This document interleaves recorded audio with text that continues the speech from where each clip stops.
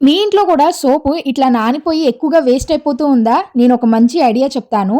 ఇలా సోపు పాడైపోయినప్పుడు ఇట్లా మెత్తగా అయిపోయి ఎక్కువగా వాడేస్తూ ఉంటాము. మనము బయట నుంచి సోప్ తెచ్చుకున్న వెంటనే ఇట్లాగా తురుముకోవాలనమాట. నేను చూపించబోయే ఈ చిన్న టిప్ మీరు ఒక్క సోప్‌ని నెల రోజులైనా కానీ ఈజీగా యూజ్ చేసేయగలరు. ఇట్లా సోప్ మొత్తం తురిమిన తర్వాత చూడటానికి ఇలా ఉంటుంది. ఏదైనా ఒక గిన్నెని తీసుకొని సోప్ అంతా కూడా వేసేసుకొని దీంట్లో మనము నిమ్మరసంని వేసుకోవాలి. మనము నాన్ వెజ్ తిన్నా కానీ లేదంటే ఎటువంటి ముండి మరకలు అయినా కానీ ఈజీగా పోయి వాటి స్మెల్ కూడా మంచిగా ఉండటం కోసం ఒక నిమ్మకాయ మొత్తం కూడా ఇట్లా జ్యూస్‌ని పిండేస్తున్నాను. ఇప్పుడు దీంట్లో 1 లీటర్ దాకా వాటర్ పోస్తున్నాను.